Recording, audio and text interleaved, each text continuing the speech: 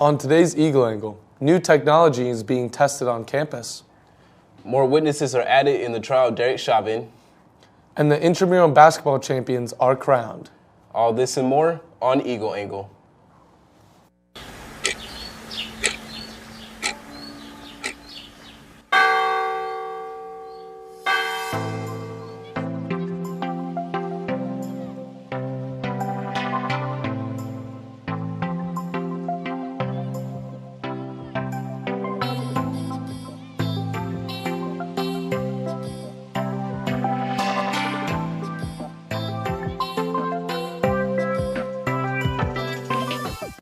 Hello, and welcome to Eagle Angle, a student-produced newscast live from the campus of Oklahoma Christian University. I'm Elliot Moore. I'm Elijah Johnson. Yesterday afternoon, all students at Oklahoma Christian received an email from President John DeSteiger regarding the recent hateful acts affecting the Asian American community. The message comes after last week's mass murder in Atlanta and the tragic attack on a 65-year-old woman in New York. Each of these hate crimes targeted members of the Asian American community. DeSteiger's email reads, "I have been dismayed and saddened at the violence and hate targeting Asian and Asian American individuals. Our Asian and Asian American sisters and brothers, student, faculty, and staff are vital members of our community, and we condemn this hate and mourn together. If you have anyone struggling, please reach out to the Student Life, and remember the Title VI reporting and resolution process is in place to investigate any violation of the university's policy against discrimination based on race, color, or national origin." Oklahoma Christian is always looking for ways to make campus life more modern and student-friendly. One engineering student has taken it upon himself to help make the push. Spencer Plato has the story. The Oklahoma Christian Engineering Department has recently started a new beta testing, allowing students to put their student ID into their Apple mobile wallet. The team leader, Andrew Seamer, has this to say. So the goal of the mobile ID is to create a front end for OC's user management system. It'll be available on the Apple Wallet and Google Pay platforms.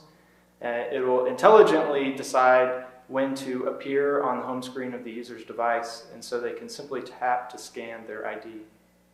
So currently, the students will be able to use the mobile ID to log into chapels, to swipe into the CAF, as well as pay for Eagle Bucks.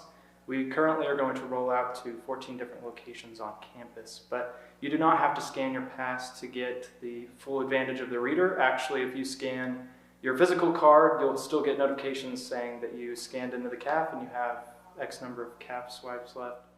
The mobile ID allows for students to have an easier access to their ID and swipes entering various locations. Andrew Seamer and his team of engineers have made much progress on this project, providing a helpful service to the students at Oklahoma Christian.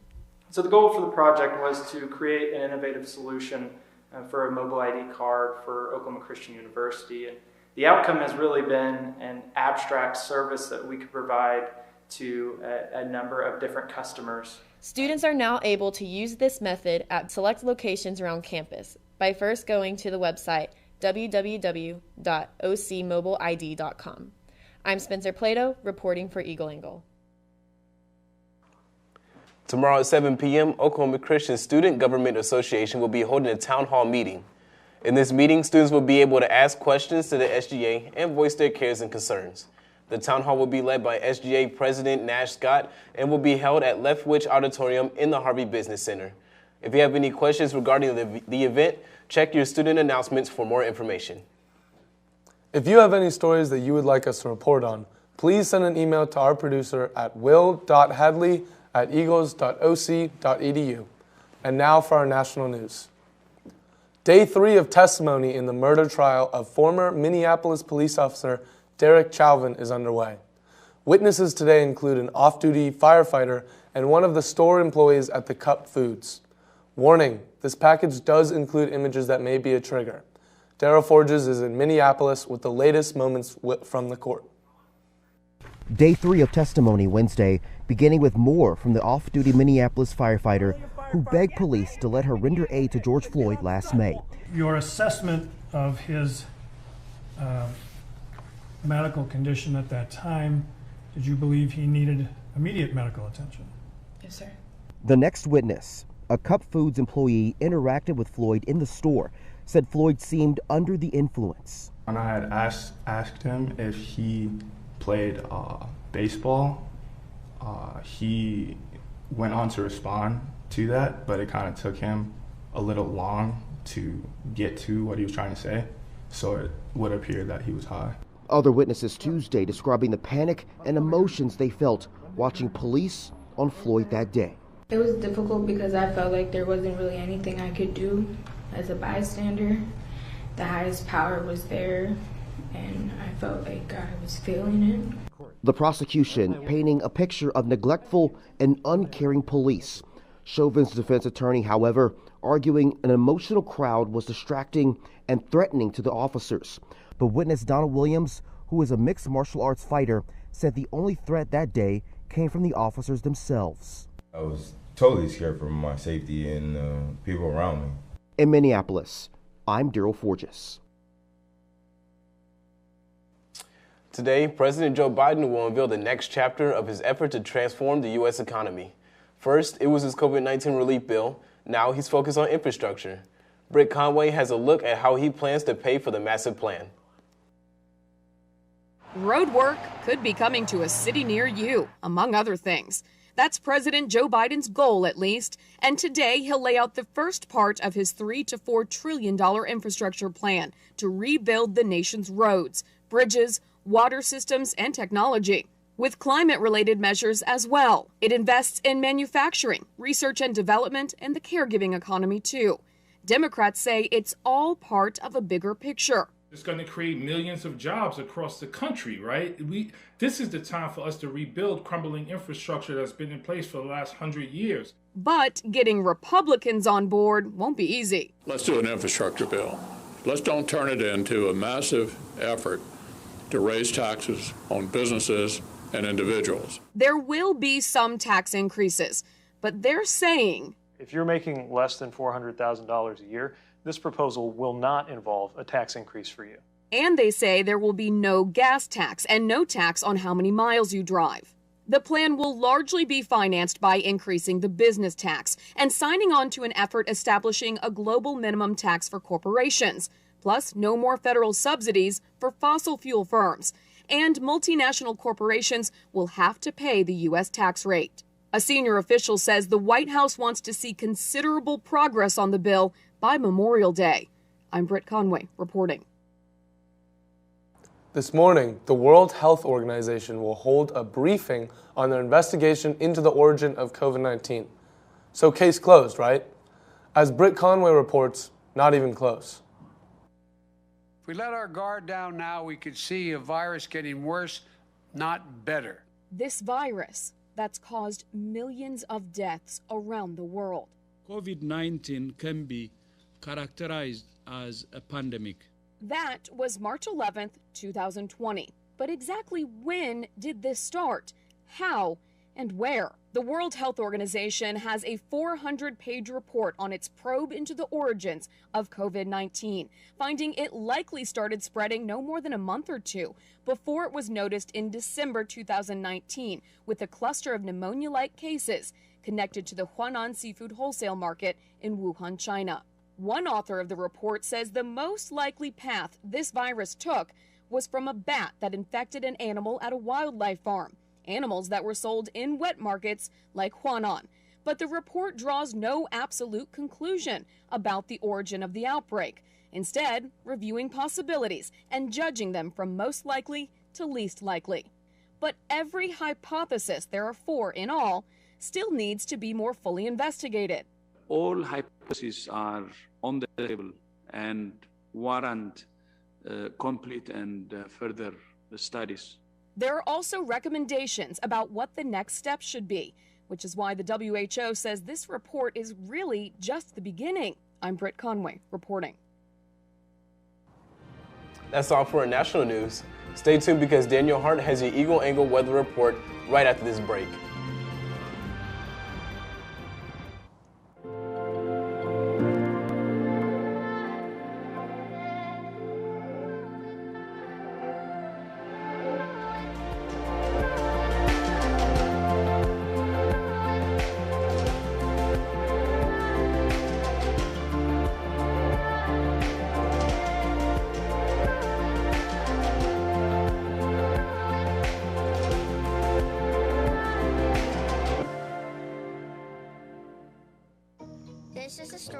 boy who was very sensitive to lights and sounds.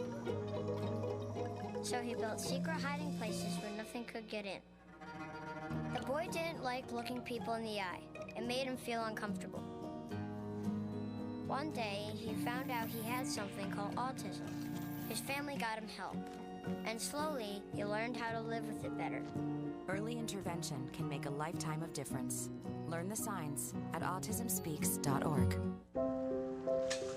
I want to eat apples and bananas. I need to eat apples and bananas. Why can't I eat apples and bananas? Support the Feeding America nationwide network of food banks to help provide meals to those in need. Join us at feedingamerica.org. Recently, the western U.S. has averaged more than 1,900 earthquakes and 3,800 significant wildfires each year.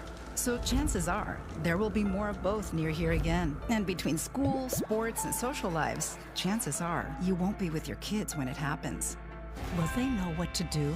Ready.gov/kids has all the educational tools and information to make the conversation easy. When the time comes, chances are they'll feel prepared, not scared. So talk with your family today. When I was growing up, my mom was extremely tidy. We were trained to put things back where we got them from. One day, when I walked into my mom's house, I felt like I walked to someone else's house. There was stuff everywhere. And just growing up the way I grew up and to see this transition was very alarming. When Sean talked to me, it was a wake-up call, and that's when I went to the doctor.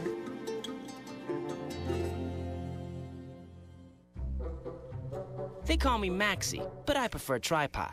I was your above-average four-legged homie, and then wham, bam, minivan. Some people pity me. Now that's lame. I still run, fetch, and swim. And the ladies love me. I'm the ultimate wingman. Just don't ask me to high five.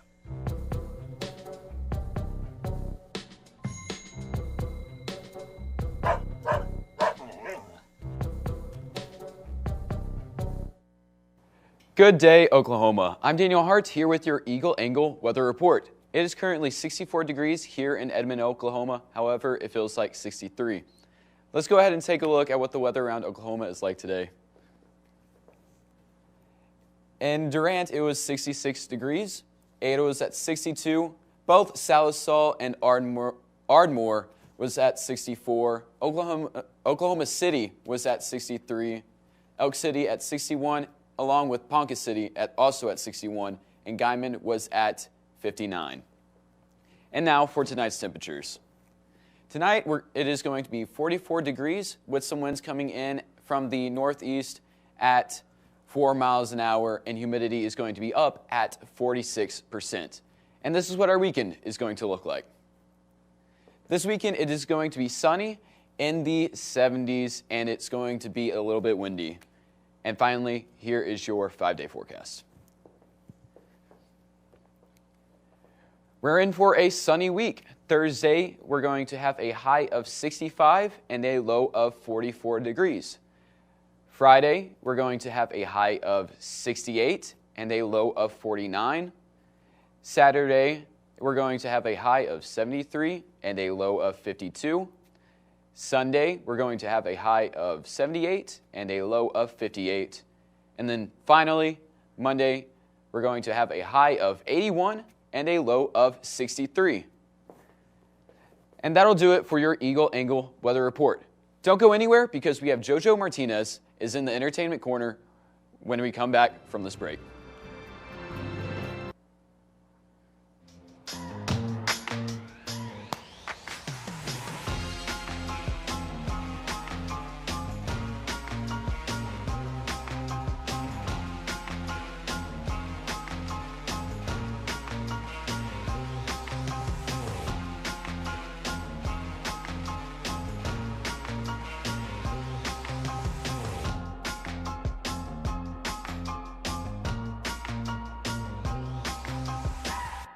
One in 3 adults has pre-diabetes. That means it could be you, your favorite brother, your other brother, you, your football buddy, your football buddy. You, your plumber, Breathe right into your foot. your plumber's masseuse. Yes. You, your dog walker, your cat jogger. With early diagnosis, prediabetes can be reversed. Take the risk test at doihaveprediabetes.org. Staring contest. You still got it. I know. Come alive with the forest. Visit discovertheforest.org to find a forest near you.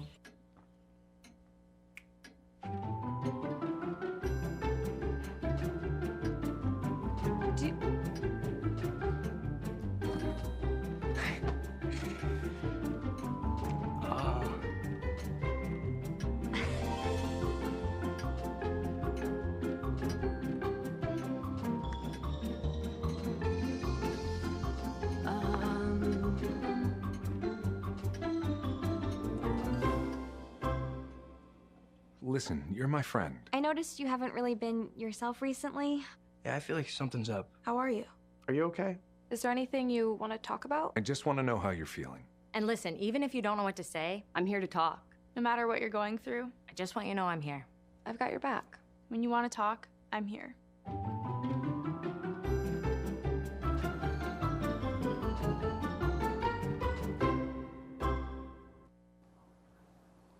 Hello and welcome back to Eagle Angle. I'm JoJo Martinez and you're watching Entertainment Corner, your source for the latest and greatest entertainment news. Last Thursday saw the highly anticipated return of the Hollywood blockbuster with Godzilla vs. Kong, released in select theaters and on HBO Max. Since becoming an instant hit among fans of the iconic characters on March 25th, Warner Brothers' fourth entry in the studio's Monsters vs. has earned a positive Metacritic score of 62. A recently confirmed Rotten Tomatoes critic score of 80%, and is proving to be an all-around success. The sequel to 2019 Godzilla, King of the Monsters, is somewhat of a re-imaging of 1963's King Kong vs. Godzilla. According to Variety, the film is playing in more U.S. theaters than any other pandemic-era release, and has already generated $121 million in combined ticket sales across 28 countries. This marks the biggest opening weekend sales for a Hollywood movie at the international box office amid the pandemic. Prior to the release of Godzilla vs. Kong, HBO Max saw a massive success as a consequence of its unpredicted venture to exclusively release Zack Snyder's alternate rated R cut of the 2017 superhero film Justice League. Not only was the release a total and historical success for the company, a recently published article in the New York Times notes how rewarding this was for Snyder personally. The article mentions that it took Snyder 4 years, $70 million, and hundreds of hours to release his vision, despite the film's financial success, generating a week-long 64% spike in HBO Max user streaming, according to Forbes, as well as the story's improved ending and epilogue. It remains uncertain whether or not studio executives will summon the financial boldness to greenlight a Snyder Cut sequel.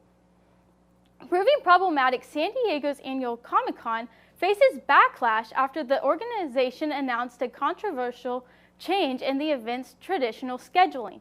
According to a reporter from CNBC, this year's Comic-Con special edition is slated for November 26th through the 28th. The convention is a massive revenue stream for the city of San Diego and is nothing short of a major event for many companies, stretching across the broad array of fields in the entertainment industry. Known by some as an obscure cosplay-filled gathering of veteran comic book fans, the multimedia incorporating convention is less than likely to secure the attention of modern America or attract the actors, creators, and other industry figures during the Thanksgiving season. There will likely be a significant decrease in attendance at this year's Comic-Con, contrasting the hundreds of thousands of people typically in attendance. A decrease in attendance bodes poorly for the city as well, as San Diego's tourism group estimates that $88 million is directly spent by attendees during the convention, and $149 million trickles into the region's economy. As fans continue voicing their frustrations online, the pressure on the organization to revert back to the traditional schedules mounts. That's all for today's Entertainment Corner. I'm Jojo Martinez. Thanks for watching. Now here's Trinity Carpenter with Eagle Angle Sports Coverage. Thanks, JoJo. The Women's Intramural Basketball Championship game was yesterday, and it was supposed to be between Gamma Rho and Theta Theta Theta. The women of Theta did not have enough members to play, so they ended up forfeiting. So instead of Gamma playing Theta, they played a consultation game against girls from Lambda in the freshman class who wanted to play one last game for fun, calling themselves Famda. From the start of the game, Gamma took control and would continue to play very well going into the halftime with a 16-point lead. In the second half, Famda would play very well, but because of the first half deficit, they could not come back as Gamma would run away with the victory. With Gamma's win, they have officially clinched the crown for Intramurals All Sports with a total of 815 points. In the second place, there are the women of Theta Theta Theta with 431 points. Coming in third place is the freshmen with 377 points. Closely behind them is Lambda with 319 points. In fifth place is the women of Iota with 261 points. Then in last place is Phi with 11 points. As for the guys' game, it would be decided between the Panthers of Kappa Sigma Tau and the Bulls of Delta Gamma Sigma. In the first half, Kappa would take an early lead and keep that lead going into halftime up by 9 points. But in the second half, the Bulls of Delta would start to make a comeback as they would get back within about 5 minutes left of the game. Delta would then force Kappa to turn the ball over several times in the final 2 minutes of play, and then they would go on to tie the game up with about 6 seconds left to help force overtime. In overtime, Kappa's struggles would continue as they would not be able to score a single bucket, which would help the Bulls go on to win the championship. The standings after the basketball season have the men of Kappa Sigma Tau in first place with a total of 794 points. In second place are the men of Chi Lambda Phi with 706 points.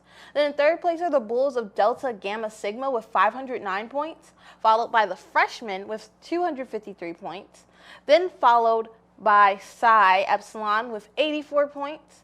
Finally, there's the Knights of Alpha with 6 points. That's all for your Eagle Angle Sports Report. Don't go anywhere because when we come back, we'll have our feel-good story of the week. Hey, Bobo, do trees tell each other stories? I'm sorry. I'm afraid I don't know that. Hey, why don't we go find out? Listen. Can birds draw pictures? I don't have an answer for that. Dad, do stars visit their friends? Look!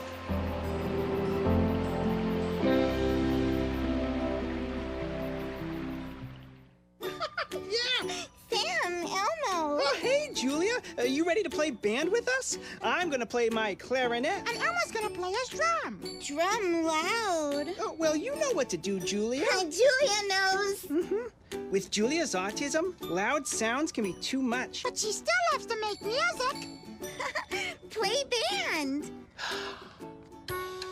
Early screening for autism can make a lifetime of difference. Find out more at screenforautism.org. When I was your age, I was just like you, fascinated by stars.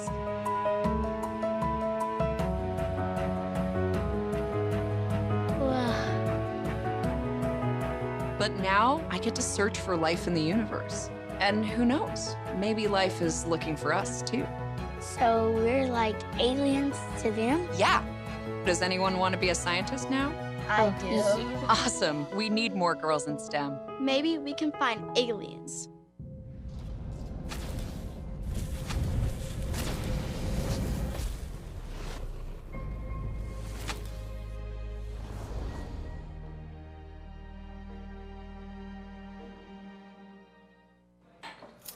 What do you think you're doing, Kevin? Was just gonna drive home. There are several warning signs present that you shouldn't be driving. Like hearing voices? Like your text-to-emoji ratio? Oh man, the selfies. Selfie nailed it. We all have warning signs that let us know that we're probably not okay to drive. Mine is pretending to be your subconscious. Craig, come on, man, let's split a ride home.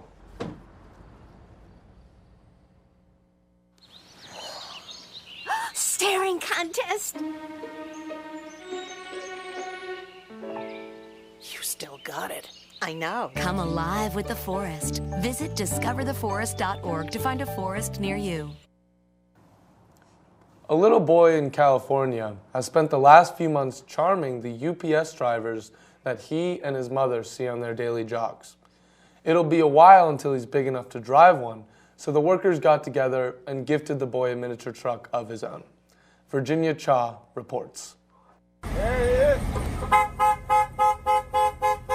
All of a sudden, we were seeing UPS drivers on the way home and leaving. It was just like, you know, UPS on steroids all of a sudden. That's because the UPS hub in Chula Vista is on the route Clarissa Alcazar and her 2-year-old son Marco like to jog. He was floored. I mean, he was so excited. It was the coolest thing. And so we just made it part of our routine. A routine that includes waving to the drivers, including Ron Jimenez, who started noticing Marco in the last few months. He's usually in the same place. So as we drive out, we honk, we wave, you know, say hola. Marco loves the UPS truck so much, he now has UPS clothing, a little uniform, even pajamas. What does it mean to you to see that kind of enthusiasm from a little boy? To see somebody who's appreciative of us and, you know, gives us a kind smile and a wave, that starts our day off with just a bang, and it brings hope back to us. And it's not just the drivers who feel that hope.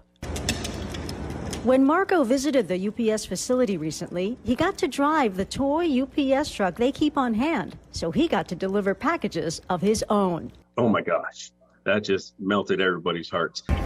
So much so, UPS decided to get Marco his very own truck. They gave it a complete overhaul, repainted it, put all our emblems and stickers all over it. The truck number is actually Marco's birthday. So now, on many mornings, you'll find Marco next to his little UPS truck, waving to the big UPS trucks. What does that mean to you that your little boy is helping make the days of these people? Every time I have that thought, like I get emotional about it. He is so special to me that being able to share him with other people and give them joy, it's just, I have no words to describe how awesome that is. Thank you for watching this week's edition of Eagle Angle. Where is your campus? Your news. Good night.